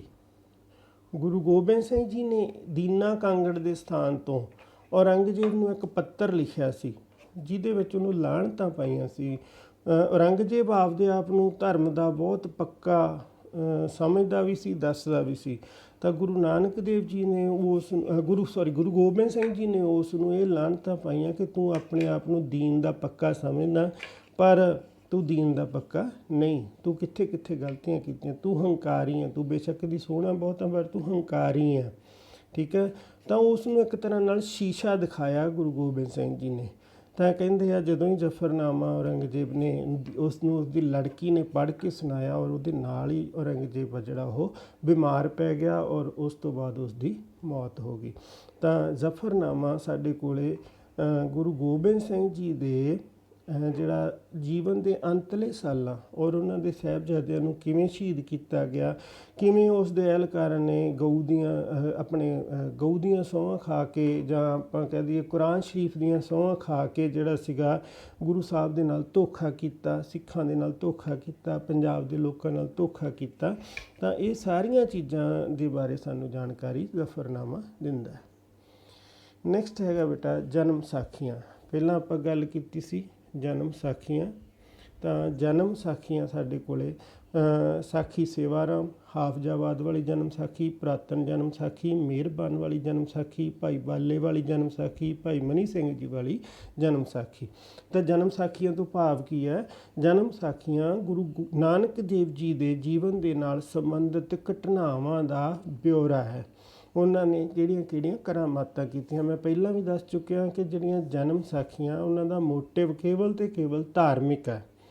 ਉਹ ਇਤਿਹਾਸਿਕ ਜਾਣਕਾਰੀ ਵਾਸਤੇ ਨਹੀਂ ਲਿਖੀਆਂ ਗਈਆਂ, ਉਹ ਕੇਵਲ ਧਾਰਮਿਕ ਲੋਕਾਂ ਨੂੰ ਧਰਮ ਦੇ ਨਾਲ, ਸਿੱਖ ਧਰਮ ਦੇ ਨਾਲ ਜੋੜਨ ਦੇ ਵਾਸਤੇ ਉਹਨਾਂ ਨੂੰ ਕਹਿ ਲਓ ਤੁਸੀਂ ਉਸ ਦੇ ਵਿੱਚ ਮਿਥਿਹਾਸਿਕ ਘਟਨਾਵਾਂ ਵੀ ਵਿੱਚ ਦਰਜ ਕੀਤੀਆਂ ਗਈਆਂ। ਤਾਂ ਜਨਮ ਸਾਖੀਆਂ ਦੇ ਵਿੱਚੋਂ ਸਾਨੂੰ ਜਿਹੜੀ ਸਮੱਗਰੀ ਤਾਂ ਬਹੁਤ ਮਿਲਦੀ ਆ, ਬਟ ਉਸ ਦੇ ਵਿੱਚੋਂ ਬਹੁਤ ਥੋੜ੍ਹੀ ਸਮੱਗਰੀ ਆ ਜਿਹੜੀ ਇਤਿਹਾਸਕ ਕਸਵੱਟੀ ਦੇ ਉੱਤੇ ਖਰੀ ਉਤਰਦੀ ਹੈ। ਤਾਂ ਜਨਮ ਸਾਖੀਆਂ ਫਿਰ ਵੀ ਸਾਡੇ ਕੋਲ ਪੰਜਾਬ ਦੇ ਇਤਿਹਾਸ ਦੀ ਜਾਣਕਾਰੀ ਦੇਣ ਦਾ, ਗੁਰੂ ਨਾਨਕ ਦੇਵ ਜੀ ਦੇ ਕਾਲ ਦੀ ਖਾਸ ਕਰਕੇ, ਔਰ ਗੁਰੂ ਪਰਿਵਾਰ ਦੇ ਬਾਰੇ ਜਾਣਕਾਰੀ ਦੇਣ ਦਾ ਇੱਕ ਬਹੁਤ ਵੱਡਾ ਸੋਮਾ ਹੈ। ਨੈਕਸਟ ਹੈ ਬੇਟਾ ਹੁਕਮਨਾਮੇ। ਹੁਕਮਨਾਮੇ ਦਾ ਸ਼ਾਬਦਿਕ ਅਰਥ ਕੀ ਆ? ਹੁਕਮ ਜਮਾ ਨਾਮਾ, ਭਾਵ ਆਗਿਆ ਪੱਤਰ। ਵੱਖ ਵੱਖ ਸਮੇਂ ਦੇ ਉੱਤੇ ਗੁਰੂ ਗੋਬਿੰਦ ਸਿੰਘ ਜੀ, ਗੁਰੂ ਤੇਗ ਬਹਾਦਰ ਜੀ, ਮਾਤਾ ਸੁੰਦਰੀ ਜੀ, ਇਹਨਾਂ ਦੁਆਰਾ ਗੁਰੂ ਸਾਹਿਬ ਜਾਂ ਗੁਰੂ ਸਾਹਿਬ ਦੇ ਪਰਿਵਾਰ ਦੁਆਰਾ ਆਪਣੇ ਸਿੱਖਾਂ ਨੂੰ ਆਗਿਆ ਪੱਤਰ ਭੇਜੇ ਜਾਂਦੇ ਸੀ। ਭਾਵ ਹੁਕਮ ਦਿੱਤਾ ਜਾਂਦਾ ਸੀ। ਤਾਂ ਸਿੱਖ ਉਸ ਹੁਕਮਨਾਮੇ 'ਤੇ ਚੱਲਣਾ ਆਪਣਾ ਧਾਰਮਿਕ ਅਤੇ ਅਖਲਾਕੀ ਕਰਤੱਵ ਸਮਝਦੇ ਸੀ। ਤਾਂ ਸਾਨੂੰ ਜਿਹੜੇ ਹੁਣ ਤੱਕ 99 ਹੁਕਮਨਾਮੇ ਆ ਜਿਹੜੇ ਉਹ ਲੱਭ ਚੁੱਕੇ ਆ। ਬੇਸ਼ੱਕ ਬਹੁਤ ਸਾਰੇ ਹੁਕਮਨਾਮੇ ਗਵਾਚ ਵੀ ਗਏ ਹੋਣਗੇ, ਜਿਵੇਂ ਮੈਂ ਪਹਿਲਾਂ ਦੱਸਿਆ ਕਈ ਸਾਡਾ ਜਿਹੜਾ ਸਾਹਿਤ ਆ, ਸਨਦ ਪੱਟੇ ਆ ਜਿਹੜੇ ਉਹ ਮਹੰਤਾਂ ਦੇ ਪਰਿਵਾਰਾਂ ਦੇ ਕੋਲ ਹੀ ਪਏ ਆ, ਹੋ ਸਕਦਾ ਉਹਨਾਂ ਦੇ ਵਿੱਚ ਵੀ ਕੁਛ ਸਾਡੇ ਹੁਕਮਨਾਮੇ ਪਏ ਹੋਣ, ਬਟ ਫਿਰ ਵੀ ਜਿਹੜੇ ਸਾਨੂੰ ਹੁਣ ਤੱਕ ਆ ਜਿਹੜੇ 99 ਹੁਕਮਨਾਮੇ ਪ੍ਰਾਪਤ ਹੋ ਚੁੱਕੇ ਆ। ਤਾਂ ਹੁਕਮਨਾਮਿਆਂ ਦੇ ਵਿੱਚ ਵੱਖ ਵੱਖ ਸਮੇਂ ਦੇ ਉੱਤੇ ਸਿੱਖਾਂ ਨੂੰ ਆਗਿਆ ਦਿੱਤੀ ਜਾਂਦੀ ਸੀ। ਜਿਵੇਂ ਗੁਰੂ ਗੋਬਿੰਦ ਸਿੰਘ ਜੀ ਨੇ ਨੰਦੇੜ ਦੇ ਵਿੱਚੋਂ ਬੰਦਾ ਬਹਾਦਰ ਨੂੰ ਭੇਜਿਆ ਸੀ ਆਪਣੇ ਸਾਹਿਬਜ਼ਾਦਿਆਂ ਦਾ ਅਤੇ ਪਰਿਵਾਰ ਦਾ ਬਦਲਾ ਲੈਣ ਵਾਸਤੇ। ਤਾਂ ਬੰਦਾ ਬਹਾਦਰ ਨੂੰ ਉਹਨਾਂ ਨੇ ਪੰਜਾਬ ਦੇ ਸਿੱਖਾਂ ਦੇ ਨਾਂ 'ਤੇ ਵੱਖ ਵੱਖ ਹੁਕਮਨਾਮੇ ਦਿੱਤੇ ਸੀ।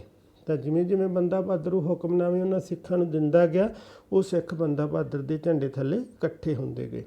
ਇਸ ਤੋਂ ਬਿਨਾਂ ਜਿਹੜੇ ਹੁਕਮਨਾਮੇ ਗੁਰੂ ਸਾਹਿਬ ਨੇ ਗੁਰੂ ਪਰਿਵਾਰ ਦੇ ਵਿੱਚ ਕਿਸੇ ਚੀਜ਼ ਨੂੰ ਮੰਗਵਾਉਣ ਵਾਸਤੇ ਕਿਸੇ ਸਿੱਖ ਨੂੰ ਹੁਕਮ ਕੀਤਾ ਜਾਂਦਾ ਸੀ, ਉਸ ਸੰਬੰਧੀ ਵੀ ਸਾਨੂੰ ਹੁਕਮਨਾਮੇ ਪ੍ਰਾਪਤ ਹੋਏ ਆ। ਮਾਤਾ ਸੁੰਦਰੀ ਜੀ ਦੇ ਹੁਕਮਨਾਮੇ ਵੀ ਸਾਨੂੰ ਪ੍ਰਾਪਤ ਹੋਏ ਆ। ਤਾਂ ਹੁਕਮਨਾਮਿਆਂ ਦਾ ਬਹੁਤ ਮਹੱਤਵ ਆ, ਕਿਉਂਕਿ ਇਹਨਾਂ ਦੀ ਜਿਹੜੀ ਜਾਣਕਾਰੀ ਇਤਿਹਾਸਿਕ ਆ ਉਹ ਬਿਲਕੁਲ ਸਟੀਕ ਹੈ, ਬਿਲਕੁਲ ਸਹੀ ਹੈ, ਡੇਟ ਵਾਈਜ਼ ਵੀ ਸਹੀ ਆ। ਉਸ ਵੇਲੇ ਵਿਕਰੀ ਸੰਮਤ ਚੱਲਦਾ ਸੀ ਔਰ ਉਹਨਾਂ ਦੇ ਵਿੱਚ ਜੋ ਵੀ ਜਾਣਕਾਰੀ ਆ ਉਸ ਤੋਂ ਸਾਨੂੰ ਜਿਹੜੀ ਹੈਗੀ ਆ ਇਤਿਹਾਸ ਦੀ ਸਹੀ ਜਾਣਕਾਰੀ ਮਿਲਦੀ ਆ। ਤਾਂ ਹੁਕਮਨਾਮੇ ਸਾਡੇ ਕੋਲੇ ਪੰਜਾਬ ਦੇ ਇਤਿਹਾਸ ਦਾ ਇੱਕ ਅਥੈਂਟਿਕ ਜਿਹੜਾ ਸਰੋਤ ਹੈ, ਸਾਡੇ ਕੋਲੇ ਸੋਮਾ ਹੈ। ਨੈਕਸਟ ਹੈ ਬੇਟਾ ਜਿਹੜੀਆਂ ਪੰਜਾਬੀ ਸਾਹਿਤ ਆ ਜਿਹੜਾ ਉਹਦੇ ਵਿੱਚ ਸਾਡੇ ਕੋਲੇ ਨਾਦਰ ਸ਼ਾਹ ਦੀ ਵਾਰ, ਕਾਹਨ ਸਿੰਘ ਬੰਗਾ ਵਾਲੀਏ ਦੀ ਵਾਰ, ਕਿੱਸਾ ਸ਼ਾਹ ਮੁਹੰਮਦ ਚੱਠਿਆਂ ਦੀ ਵਾਰ, ਇਹੋ ਜਿਹਾ ਸਾਡੇ ਕੋਲੇ ਪੰਜਾਬੀ ਸਾਹਿਤ ਪਿਆ ਜਿਹੜਾ ਇਹਦੇ ਵਿੱਚੋਂ ਵੀ ਸਾਨੂੰ ਉਸ ਸਮੇਂ ਦੇ ਪੰਜਾਬ ਬਾਰੇ ਜਾਣਕਾਰੀ ਮਿਲਦੀ ਹੈ। ਪੰਜਾਬ ਦੀ ਰਾਜਨੀਤਿਕ, ਧਾਰਮਿਕ, ਆਰਥਿਕ ਹਾਲਾਤ ਬਾਰੇ ਜਾਣਕਾਰੀ ਮਿਲਦੀ ਆ, ਸਮਾਜਿਕ ਹਾਲਾਤਾਂ ਬਾਰੇ ਜਾਣਕਾਰੀ ਮਿਲਦੀ ਹੈ। ਹੁਣ ਅਸੀਂ ਦੇਖਾਂਗੇ ਇਸ ਤੋਂ ਬਿਨਾਂ ਸਾਡੇ ਕੋਲੇ ਪੰਜਾਬੀ ਅਤੇ ਹਿੰਦੀ ਦੀਆਂ ਇਤਿਹਾਸਕ ਅਤੇ ਅਰਧ ਇਤਿਹਾਸਕ ਰਚਨਾਵਾਂ। ਪਹਿਲਾਂ ਸਾਡੇ ਕੋਲ ਸੀ ਗੁਰਮੁਖੀ ਭਾਸ਼ਾ ਦੇ ਸੋਮੇ, ਸੈਕਿੰਡ ਹੈ ਸਾਡੇ ਕੋਲੇ ਸਬ ਟੌਪਿਕ ਪੰਜਾਬੀ ਅਤੇ ਹਿੰਦੀ ਦੀਆਂ ਇਤਿਹਾਸਕ ਅਤੇ ਅਰਧ ਇਤਿਹਾਸਕ ਰਚਨਾਵਾਂ, ਜਿਨ੍ਹਾਂ ਦੇ ਵਿੱਚ ਸਾਡੇ ਕੋਲੇ ਸਾਰਿਆਂ ਨਾਲੋਂ ਜਿਹੜੀ ਫਸਟ ਹੈ ਗੁਰਸੋਭਾ। ਇਹ ਬੇਟਾ ਛੋਟੇ ਕੁਐਸਚਨ ਤੁਹਾਨੂੰ ਆ ਸਕਦੇ, ਗੁਰਸੋਭਾ ਦਾ ਰਚਨਹਾਰ ਕੌਣ ਸੀ? ਠੀਕ ਹੈ, ਤਾਂ ਗੁਰਸੋਭਾ ਦਾ ਜਿਹੜਾ ਰਚਨਹਾਰ ਆ, ਮੈਂ ਬੁੱਕ ਦੀ ਕੋਸ਼ਿਸ਼ ਕੀਤੀ ਹੈ ਤੁਹਾਨੂੰ ਪਿਕਚਰ ਦਿਖਾਉਣ ਦੀ। ਤਾਂ ਕਵੀ ਜਿਹੜਾ ਇਹਦਾ ਸੈਨਾਪਤ ਹੈ। ਇਸ ਦੀ ਰਚਨਾ 1741 ਈਸਵੀ ਦੇ ਵਿੱਚ ਹੋਈ ਸੀ। ਸੈਨਾਪਤ ਗੁਰੂ ਗੋਬਿੰਦ ਸਿੰਘ ਜੀ ਦੇ ਦਰਬਾਰੀ ਕਵੀਆਂ ਦੇ ਵਿੱਚੋਂ ਇੱਕ ਮੁੱਖ ਕਵੀ ਸੀ। ਇਸ ਗ੍ਰੰਥ ਵਿੱਚ ਲੇਖਕ ਨੇ 1699 ਤੋਂ ਲੈ ਕੇ ਗੁਰੂ ਗੋਬਿੰਦ ਸਿੰਘ ਜੀ ਦੇ ਜੋਤੀ ਜੋਤ ਸਮਾਉਣ ਤੱਕ ਦਾ ਅੱਖੀਂ ਡਿੱਠਾ ਹਾਲ ਲਿਖਿਆ। ਗੁਰਸੋਭਾ ਗੁਰੂ ਗੋਬਿੰਦ ਸਿੰਘ ਜੀ ਦੇ ਸੰਬੰਧ ਦੇ ਵਿੱਚ ਇੱਕ ਮਹੱਤਵਪੂਰਨ ਪੁਸਤਕ ਹੈ। ਭਾਵੇਂ ਇਸ ਪੁਸਤਕ ਦੇ ਵਿੱਚ ਸੈਨਾਪਤ ਨੇ ਗੁਰੂ ਸਾਹਿਬ ਦੀ ਕੋਈ ਸੋਭਾ ਕੀਤੀ ਹੈ, ਪਰ ਫਿਰ ਵੀ ਇਹ ਪੁਸਤਕ ਸਾਨੂੰ ਇਤਿਹਾਸਿਕ ਘਟਨਾਵਾਂ ਦੇ ਉੱਤੇ ਪੂਰੀ ਤਰ੍ਹਾਂ ਚਾਨਣਾ ਪਾਉਂਦੀ ਹੈ। ਗੁਰੂ ਸਾਹਿਬ ਦੇ ਦੱਖਣ ਵੱਲ ਜਾਣ ਸੰਬੰਧੀ, ਉਹਨਾਂ ਦੇ ਜੋਤੀ ਜੋਤ ਸਮਾਉਣ ਸੰਬੰਧੀ ਸਾਡੇ ਕੋਲੇ ਗਿਆਨ ਦਾ ਹੀ ਇੱਕ ਉੱਤਮ ਸੋਮਾ ਹੈ। ਨੈਕਸਟ ਹੈ ਬੇਟਾ ਇਸ ਦੇ ਵਿੱਚ ਸਾਡੇ ਕੋਲੇ ਸਿੱਖਾਂ ਦੀ ਭਗਤਮਾਲਾ। ਠੀਕ ਹੈ, ਤਾਂ ਸਿੱਖਾਂ ਦੀ ਭਗਤਮਾਲਾ ਗੁਰੂ ਗੋਬਿੰਦ ਸਿੰਘ ਜੀ ਦੇ ਸ਼ਰਧਾਲੂ ਭਾਈ ਮਨੀ ਸਿੰਘ ਜੀ, ਜਿਨ੍ਹਾਂ ਨੇ ਆਪਣਾ ਦਸਮ ਗ੍ਰੰਥ ਦੀ ਵੀ ਉਹਨਾਂ ਨੇ ਸੰਪਾਦਨਾ ਕੀਤੀ ਸੀ, ਤਾਂ ਇਹ ਉਹਨਾਂ ਦੀ ਆਪਣੀ ਰਚਨਾ। ਤਾਂ ਇਹ ਭਾਈ ਮਨੀ ਸਿੰਘ ਜੀ ਨੇ ਸਿੱਖਾਂ ਦੀ ਭਗਤਮਾਲਾ ਦੀ ਰਚਨਾ ਕੀਤੀ ਸੀ ਔਰ ਇਸ ਦੇ ਵਿੱਚ ਸਾਨੂੰ 18ਵੀਂ ਸਦੀ ਦੇ ਪੂਰਵ ਜਿਹੜਾ ਮਗਰਲਾ ਅੱਧ ਹੈਗਾ ਉਸ ਦੇ ਬਾਰੇ ਸਾਨੂੰ ਜਾਣਕਾਰੀ ਮਿਲਦੀ ਹੈ। ਇਸ ਤੋਂ ਬਿਨਾਂ ਇਸ ਦੇ ਵਿੱਚ ਸਾਰੇ ਗੁਰੂ ਸਾਹਿਬਾਨ ਦੇ ਬਾਰੇ ਵਰਣਨ ਕੀਤਾ ਗਿਆ। ਇਸ ਤੋਂ ਬਿਨਾਂ ਜਿਹੜਾ ਮੁੱਖ ਸਿੱਖਾਂ ਦੇ ਨਾਂ, ਉਹਨਾਂ ਦੀਆਂ ਜਾਤੀਆਂ, ਉਹਨਾਂ ਦਾ ਨਿਵਾਸ ਸਥਾਨ, ਉਹਨਾਂ ਦੇ ਬਾਰੇ ਵੀ ਇਸ ਦੇ ਵਿੱਚੋਂ ਸਾਨੂੰ ਜਾਣਕਾਰੀ ਮਿਲਦੀ ਹੈ। ਤਾਂ ਉਸ ਸਮੇਂ ਦੇ ਲੋਕਾਂ ਦੀ ਸਮਾਜਿਕ ਅਤੇ ਧਾਰਮਿਕ ਰਾਜਨੀਤਿਕ ਹਾਲਤ ਕਿਹੋ ਜਿਹੀ ਸੀ, ਇਸ ਬਾਰੇ ਵੀ ਸਾਨੂੰ ਜਾਣਕਾਰੀ ਦਿੰਦੀ ਹੈ ਇਹ ਵਾਲੀ ਪੁਸਤਕ। ਨੈਕਸਟ ਹੈ ਬੇਟਾ ਬੰਸਾਵਲੀ ਨਾਮਾ। ਬੰਸਾਵਲੀ ਨਾਮਾ ਕੇਸਰ ਸਿੰਘ ਛਿੱਬੜ ਨੇ 1780 ਦੇ ਵਿੱਚ ਇਸ ਨੂੰ ਲਿਖਿਆ ਸੀਗਾ। ਇਹ ਵੀ ਸਾਡੇ ਕੋਲ ਸਿੱਖ ਇਤਿਹਾਸ ਦੀ ਇੱਕ ਪੁਸਤਕ ਹੈ। ਇਸ ਦੇ 10 ਅਧਿਆਏ ਆ, ਉਹਨਾਂ ਦੇ ਵਿੱਚ ਸਾਰੇ 10 ਅਧਿਆਇਆਂ ਦੇ ਵਿੱਚ 10 ਸਿੱਖ ਗੁਰੂ ਸਾਹਿਬਾਨ ਦੇ ਬਾਰੇ ਲਿਖਿਆ ਗਿਆ। ਅਗਲੇ 4 ਅਧਿਆਵਾਂ ਦੇ ਵਿੱਚ ਬੰਦਾ ਬਹਾਦਰ, ਮਾਤਾ ਗੁਜਰੀ, ਬਾਬਾ ਅਜੀਤ ਸਿੰਘ ਜੀ, ਖਾਲਸਾ ਪੰਥ, ਉਹਦੇ ਬਾਰੇ ਲਿਖਿਆ ਗਿਆ। ਇਸ ਪੁਸਤਕ ਦੇ ਵਿੱਚ ਗੁਰੂ ਕਾਲ ਦੇ ਨਾਲ ਲੱਗਦੇ ਸਮੇਂ ਇਤਿਹਾਸ ਦਾ ਸਾਨੂੰ ਜਿਹੜੀ ਉਹ ਜਾਣਕਾਰੀ ਮਿਲਦੀ ਹੈ। ਨੈਕਸਟ ਹੈ ਸਾਡੇ ਕੋਲੇ 10 ਗੁਰ ਕਥਾ। 10 ਗੁਰ ਕਥਾ ਦਾ ਜਿਹੜਾ ਰਚਨਹਾਰ ਆ ਬੇਟਾ ਉਹ ਕੰਕਣ, ਕਵੀ ਦਾ ਨਾਂ ਕੰਕਣ ਹੈ। ਤਾਂ ਕੰਕਣ ਨੇ ਜਿਹੜੀ ਇਸ ਦੀ ਰਚਨਾ ਗੁਰੂ ਗੋਬਿੰਦ ਸਿੰਘ ਜੀ ਦੇ ਜੋਤੀ ਜੋਤ ਸਮਾਉਣ ਤੋਂ ਬਾਅਦ ਕੀਤੀ ਸੀ, 1708 ਤੋਂ ਪਿੱਛੋਂ ਕੀਤੀ ਸੀ। ਕੰਕਣ ਗੁਰੂ ਗੋਬਿੰਦ ਸਿੰਘ ਜੀ ਦੇ ਦਰਬਾਰੀ ਕਵੀਆਂ ਦੇ ਵਿੱਚੋਂ ਇੱਕ ਸੀ। ਇਸ ਗ੍ਰੰਥ ਤੋਂ ਸਾਨੂੰ 10 ਗੁਰੂ ਸਾਹਿਬਾਨ ਦੇ ਬਾਰੇ ਬਹੁਤ ਵੱਡਮੁੱਲੀ ਜਾਣਕਾਰੀ ਪ੍ਰਾਪਤ ਹੁੰਦੀ ਹੈ। ਅੱਗੇ ਹੈਗਾ ਬੇਟਾ ਮਹਿਮਾ ਪ੍ਰਕਾਸ਼। ਮਹਿਮਾ ਪ੍ਰਕਾਸ਼ 2 ਹੈ, ਮਹਿਮਾ ਪ੍ਰਕਾਸ਼ ਕਵਿਤਾ ਅਤੇ ਮਹਿਮਾ ਪ੍ਰਕਾਸ਼ ਵਾਰਤਕ। ਜਿਹੜੀ ਮਹਿਮਾ ਪ੍ਰਕਾਸ਼ ਕਵਿਤਾ ਉਹ ਸਰੂਪਦਾਸ ਭੱਲਾ ਨੇ ਲਿਖੀ ਸੀ, ਠੀਕ ਹੈ। ਔਰ ਉਹਨਾਂ ਦਾ ਇਹਦਾ ਸੰਬੰਧ ਆ ਜਿਹੜਾ ਤੀਜੇ ਗੁਰੂ ਅਮਰਦਾਸ ਸਾਹਿਬ ਜੀ ਦੇ ਨਾਲ ਸੀ। ਇਹ ਗ੍ਰੰਥ ਕਵਿਤਾ ਦੇ ਵਿੱਚ ਹੈ। ਇਸ ਦੇ ਦੂਜੇ ਵਾਰਤਕ ਵਾਲੇ ਮਹਿਮਾ ਪ੍ਰਕਾਸ਼ ਦੇ ਨਾਲੋਂ ਗੁਰੂ ਸਾਹਿਬਾਨ ਦੇ ਜੀਵਨ ਦੇ ਉੱਤੇ ਇਸ ਦੇ ਵਿੱਚ ਅਧਿਕ ਰੋਸ਼ਨੀ ਪਾਈ ਗਈ ਹੈ। ਇਹਦੀ ਰਚਨਾ ਮੰਨਿਆ ਜਾਂਦਾ ਕਿ 1776 ਈਸਵੀ ਦੇ ਵਿੱਚ ਹੋਈ ਸੀ। ਦੂਸਰਾ ਸਾਡੇ ਕੋਲੇ ਮਹਿਮਾ ਪ੍ਰਕਾਸ਼ ਵਾਰਤਕ। ਇਸ ਦਾ ਜਿਹੜਾ ਲੇਖਕ ਆ ਉਹ ਬਾਬਾ ਕਿਰਪਾਲ ਚੰਦ ਸੀ। ਇਸ ਦੀ ਰਚਨਾ ਮੰਨਿਆ ਜਾਂਦਾ ਕਿ 1741 ਦੇ ਵਿੱਚ ਕੀਤੀ ਸੀ। ਇਹਦੇ ਵਿੱਚ ਵੀ ਸਾਨੂੰ ਗੁਰੂ ਸਾਹਿਬਾਨ ਦੇ ਜੀਵਨ ਦੇ ਨਾਲ ਸੰਬੰਧਿਤ ਘਟਨਾਵਾਂ ਦਾ ਸੰਖੇਪ ਵਰਣਨ ਮਿਲਦਾ ਹੈ। ਨੈਕਸਟ ਹੈ ਗੁਰਬਿਲਾਸ ਪਾਤਸ਼ਾਹੀ ਛੇਵੀਂ। ਗੁਰਬਿਲਾਸ ਪਾਤਸ਼ਾਹੀ ਛੇਵੀਂ ਦੀ ਜਿਹੜੀ ਰਚਨਾ ਹੈਗੀ ਆ, ਇਸ ਦੇ ਲੇਖਕ ਦੇ ਬਾਰੇ ਸਾਨੂੰ ਅੱਜ ਤੱਕ ਕੋਈ ਜਾਣਕਾਰੀ ਨਹੀਂ ਮਿਲਦੀ ਕਿ ਕਿਹਨੇ ਲਿਖੀ, ਬਟ ਇਹ ਮੰਨਿਆ ਜਾਂਦਾ ਕਿ ਇਸ ਦੀ ਰਚਨਾ 1718 ਦੇ ਵਿੱਚ ਹੋਈ, ਕਿਉਂਕਿ ਇਸ ਗ੍ਰੰਥ ਦੇ ਵਿੱਚ ਗੁਰੂ ਅਰਜਨ ਦੇਵ ਜੀ ਦੇ ਜੀਵਨ ਅਤੇ ਗੁਰੂ ਗ੍ਰੰਥ ਸਾਹਿਬ ਜੀ ਦੀ ਸੰਪਾਦਨਾ ਦੇ ਬਾਰੇ ਅਤੇ ਗੁਰੂ ਅਰਜਨ ਦੇਵ ਜੀ ਦੀ ਸ਼ਹਾਦਤ ਦੇ ਬਾਰੇ ਜਾਣਕਾਰੀ ਸਾਨੂੰ ਮਿਲਦੀ ਹੈ ਇਸ ਗ੍ਰੰਥ ਦੇ ਵਿੱਚ। ਨੈਕਸਟ ਹੈ ਸਾਡੇ ਕੋਲੇ ਗੁਰਬਿਲਾਸ ਪਾਤਸ਼ਾਹੀ 10ਵੀਂ। ਇਸ ਦਾ ਬੇਟਾ ਰਚਨਹਾਰਾ ਸੀ ਭਾਈ ਸੁੱਖਾ ਸਿੰਘ। ਇਹ ਪਦ ਦੇ ਵਿੱਚ ਲਿਖਿਆ ਗਿਆ, ਸਟੈਪਸ ਦੇ ਵਿੱਚ ਲਿਖਿਆ ਗਿਆ। ਇਹਦੀ ਰਚਨਾ ਮੰਨਿਆ ਜਾਂਦਾ ਵੀ 1797 ਦੇ ਵਿੱਚ ਮਹਾਰਾਜਾ ਰਣਜੀਤ ਸਿੰਘ ਦੇ ਜੀਵਨ ਕਾਲ ਦੇ ਦੌਰਾਨ ਹੋਈ। ਇਸ ਗ੍ਰੰਥ ਦੇ 21 ਅਧਿਆਏ ਆ ਅਤੇ ਸਭ ਤੋਂ ਪਹਿਲਾਂ ਜਿਹੜੇ 9ਵੇਂ ਗੁਰੂ ਸਾਹਿਬ ਗੁਰੂ ਤੇਗ ਬਹਾਦਰ ਜੀ ਦੀ ਜੀਵਨ ਅਤੇ ਉਹਨਾਂ ਦੀ ਸ਼ਹੀਦੀ ਦਾ ਵਰਣਨ ਮਿਲਦਾ। ਉਸ ਤੋਂ ਬਾਅਦ ਗੁਰੂ ਗੋਬਿੰਦ ਸਿੰਘ ਜੀ ਦੇ ਜੀਵਨ ਦੇ ਬਾਰੇ ਲਿਖਿਆ ਗਿਆ। ਇਹ 9ਵੇਂ ਅਤੇ 10ਵੇਂ ਗੁਰੂ ਸਾਹਿਬਾਨ ਦੇ ਜੀਵਨ ਦੇ ਬਾਰੇ ਸਾਨੂੰ ਬਹੁਤ ਮਹੱਤਵਪੂਰਨ ਜਾਣਕਾਰੀ ਦਿੰਦਾ ਹੈ। ਨੈਕਸਟ ਹੈ ਸ਼੍ਰੀ ਗੁਰਪ੍ਰਤਾਪ ਸੂਰਜ ਗ੍ਰੰਥ। ਇਸ ਦੀ ਰਚਨਾ ਭਾਈ ਸੰਤੋਖ ਸਿੰਘ ਨੇ ਕੀਤੀ ਸੀ, ਜੋ ਕੈਥਲ ਰਿਆਸਤ ਦੇ ਸ਼ਾਸਕ ਉਦੇ ਸਿੰਘ ਦੀ ਸਰਪ੍ਰਸਤੀ ਦੇ ਵਿੱਚ ਰਹਿੰਦੇ ਸੀ। ਇਸ ਗ੍ਰੰਥ ਦੇ ਵਿੱਚੋਂ ਵੀ ਸਾਨੂੰ ਗੁਰੂ ਸਾਹਿਬਾਨ ਦੇ ਬਾਰੇ ਵਿਸਤ੍ਰਿਤ ਜਾਣਕਾਰੀ ਸਾਨੂੰ ਮਿਲਦੀ ਹੈ। ਇਹਦੇ 2 ਪਾਰਟ ਹੈ, ਨਾਨਕ ਪ੍ਰਕਾਸ਼ ਅਤੇ ਸੂਰਜ ਪ੍ਰਕਾਸ਼। ਨਾਨਕ ਪ੍ਰਕਾਸ਼ ਦੀ ਰਚਨਾ ਜਿਹੜੀ 1823 ਦੇ ਵਿੱਚ ਕੀਤੀ ਗਈ ਸੀ। ਇਹਦੇ 130 ਅਧਿਆਏ ਆ ਅਤੇ ਇਹਦੇ ਵਿੱਚ ਗੁਰੂ ਨਾਨਕ ਦੇਵ ਜੀ ਦੇ ਜੀਵਨ ਨੂੰ ਬਹੁਤ ਵਿਸਥਾਰ ਦਿੱਤਾ ਗਿਆ, ਬਹੁਤ ਵਿਸਥਾਰਪੂਰਵਕ ਜਾਣਕਾਰੀ ਮਿਲਦੀ ਹੈ। ਨੈਕਸਟ ਹੈ ਸਾਡੇ ਕੋਲੇ ਸਾਖੀ ਪੋਥੀ। ਸਾਖੀ ਪੋਥੀ ਦੀ ਜਿਹੜੀ ਰਚਨਾ ਹੈਗੀ ਆ ਉਹ 1840 ਦੇ ਵਿੱਚ ਹੋਈ ਮਿਥੀ ਜਾਂਦੀ ਹੈ। ਇਸ ਦੇ ਲੇਖਕ ਬਾਰੇ ਸਾਨੂੰ ਕੋਈ ਬਹੁਤਾ ਗਿਆਨ ਨਹੀਂ ਮਿਲਦਾ, ਪਤਾ ਨਹੀਂ ਚੱਲਦਾ ਕਿ ਕਿਹਨੇ ਲਿਖੀ ਆ। ਇਸ ਗ੍ਰੰਥ ਦੇ ਵਿੱਚ 120 ਟੋਟਲ ਸਾਖੀਆਂ, ਜਿਨ੍ਹਾਂ ਦੇ ਵਿੱਚੋਂ 38 ਦਾ ਸੰਬੰਧ ਗੁਰੂ ਤੇਗ ਬਹਾਦਰ ਜੀ ਦੇ ਨਾਲ ਹੈ ਔਰ ਜਿਹੜਾ ਹੈਗਾ ਬਾਕੀ ਆ ਜਿਹੜੀਆਂ ਗੁਰੂ ਗੋਬਿੰਦ ਸਿੰਘ ਜੀ ਦੇ ਬਾਰੇ ਲਿਖੀਆਂ ਗਈਆਂ।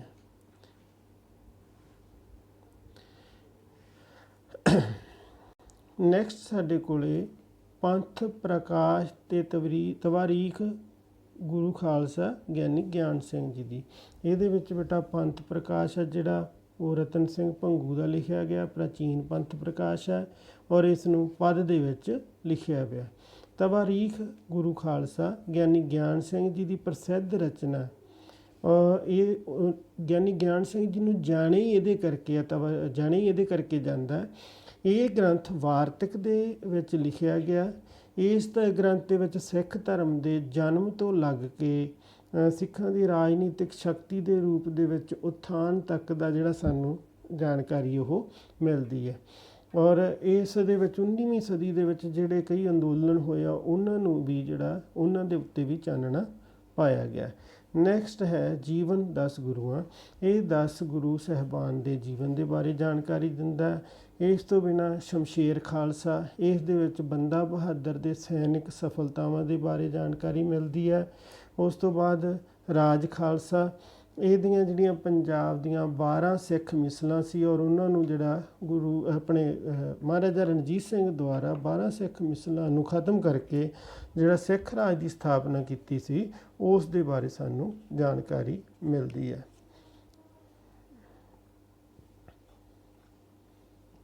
ਨੈਕਸਟ ਹੈ ਪੰਥ ਖਾਲਸਾ। ਇਹ ਜਿਹੜਾ ਗ੍ਰੰਥ ਇਹ ਉਹਦਾ ਅੰਤਲਾ ਭਾਗ ਹੈ। ਇਹਦੇ ਵਿੱਚ ਸਿੱਖ ਗੁਰਦੁਆਰਿਆਂ, ਸਿੱਖ ਧਰਮ ਦੇ ਪ੍ਰਚਾਰ ਅਤੇ ਸਿੱਖ ਅੰਦੋਲਨ ਅਤੇ ਉਹਨਾਂ ਦੇ ਸੰਪਰਦਾਵਾਂ ਦੇ ਬਾਰੇ ਜਾਣਕਾਰੀ ਮਿਲਦੀ ਹੈ। ਇਸ ਤੋਂ ਬਿਨਾਂ ਸਾਡੇ ਕੋਲ ਇਸ ਕਾਲ ਦੀ ਜਾਣਕਾਰੀ ਦਾ ਮੁੱਖ ਸੋਮਾ ਜਿਹੜੀਆਂ ਹੈਗੀਆਂ ਬੇਟਾ ਭੱਟ ਵਹੀਆਂ। ਭੱਟ ਵਹੀਆਂ ਕੀ ਆ? ਭੱਟ ਗਿਆਨੀ ਗਰਜਾ ਸਿੰਘ ਦੇ ਬਹੁਤ ਜ਼ਿਆਦਾ ਮਿਹਨਤ ਕਰਕੇ ਜਿਹੜੇ ਭੱਟ ਜਾਤੀ ਦੇ ਲੋਕ ਸੀ ਉਹ ਅਤੇ ਜਿਹੜੇ ਪੰਡਿਤ ਲੋਕ ਸੀ, ਅੱਜ ਵੀ ਜਦੋਂ ਅਸੀਂ ਹਰਿਦੁਆਰ ਜਾਂਦੇ ਹਾਂ ਜਾਂ ਧਾਰਮਿਕ ਸਥਾਨਾਂ 'ਤੇ ਜਾਂਦੇ ਹਾਂ ਤਾਂ ਉੱਥੇ ਜਿਹੜੇ ਪੰਡਿਤ ਆ, ਜੇਕਰ ਅਸੀਂ ਦੇਖੀਏ ਤਾਂ ਉਹ ਸਾਡੇ ਖਾਨਦਾਨ, ਜਦੋਂ ਤੁਸੀਂ ਉਹਨਾਂ ਕੋਲ ਜਾਓਗੇ ਤਾਂ ਉਹ ਤੁਹਾਡੀ ਸਾਰੀਆਂ ਅਗਲੀਆਂ ਪੀੜ੍ਹੀਆਂ ਦਾ ਰਿਕਾਰਡ ਰੱਖਦੇ ਆ, ਜੇਕਰ ਤੁਸੀਂ ਉਹਨਾਂ ਕੋਲ ਜਾਂਦੇ ਆ ਤਾਂ ਇਸੇ ਤਰੀਕੇ ਨਾਲ ਜਿਹੜੇ ਭੱਟ ਜਾਤੀ ਦੇ ਲੋਕ ਸੀ ਉਹਨਾਂ ਨੇ ਜਿਹੜਾ ਸੀਗਾ ਪੀੜ੍ਹੀਆਂ ਦਾ ਰਿਕਾਰਡ ਆ ਜਿਹੜਾ ਮਹੱਤਵਪੂਰਨ ਘਟਨਾਵਾਂ ਨੂੰ ਆਪਣੀਆਂ ਜਿਹੜੀਆਂ ਉਹ ਵਹੀਆਂ ਦੇ ਵਿੱਚ ਦਰਜ ਕਰਕੇ ਰੱਖਦੇ ਸੀ। ਇਹ ਵੀ ਜਿਹੜਾ ਸਾਡੇ ਕੋਲ ਇਤਿਹਾਸ ਦਾ ਇੱਕ ਬਹੁਤ ਵੱਡਾ ਸੋਮਾ, ਈਵਨ ਕਿ ਕੋਰਟ ਦੇ ਵਿੱਚ ਵੀ ਜਿਹੜੀਆਂ ਇਹਨਾਂ ਦੀਆਂ ਜਿਹੜੀਆਂ ਵਹੀਆਂ ਹੁੰਦੀਆਂ ਉਹਨਾਂ ਨੂੰ ਮਾਨਤਾ ਮਿਲਦੀ ਆ।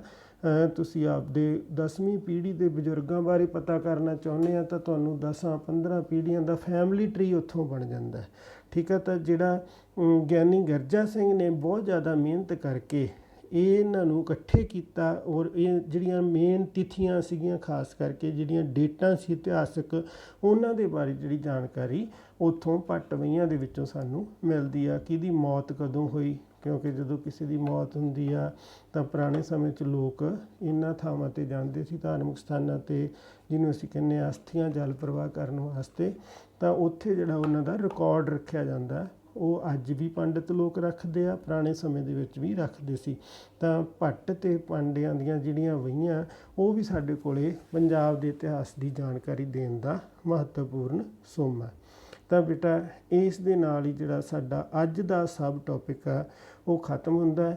ਨੈਕਸਟ ਸਾਡਾ ਇਸੇ ਲੈਸਨ ਦਾ ਸੈਕੰਡ ਵੋਲੀਅਮ ਬਣੂਗਾ ਫਾਰਸੀ ਭਾਸ਼ਾ ਦੇ ਵਿੱਚ, ਅੰਗਰੇਜ਼ੀ ਭਾਸ਼ਾ ਦੇ ਵਿੱਚ ਕਿਹੜੇ ਕਿਹੜੇ ਸੋਮੇ ਆ, ਔਰ ਉਸ ਤੋਂ ਬਿਨਾਂ ਮੋਨੂਮੈਂਟਸ, ਭਵਨ, ਸਿੱਕੇ, ਲੋਕ ਗੀਤ, ਲੋਕ ਅਖੌਤਾਂ ਜਿਹੜੀਆਂ, ਇਹ ਵੀ ਸਾਡੇ ਕੋਲ ਕਿਵੇਂ ਪੰਜਾਬ ਦੇ ਇਤਿਹਾਸ ਦਾ ਸੋਮਾ, ਇਹਨਾਂ ਨੂੰ ਅਸੀਂ ਨੈਕਸਟ ਲੈਸਨ ਦੇ ਵਿੱਚ ਪੜ੍ਹਾਂਗੇ। ਇਸ ਦੇ ਨਾਲ ਤੁਹਾਡਾ ਸਾਰਿਆਂ ਦਾ ਬਹੁਤ ਬਹੁਤ ਧੰਨਵਾਦ। ਉਮੀਦ ਹੈ ਕਿ ਤੁਹਾਨੂੰ ਇਹ ਲੈਸਨ ਚੰਗੀ ਤਰ੍ਹਾਂ ਸਮਝ ਆ ਗਿਆ ਹੋਵੇਗਾ। ਥੈਂਕ ਯੂ ਬੇਟਾ।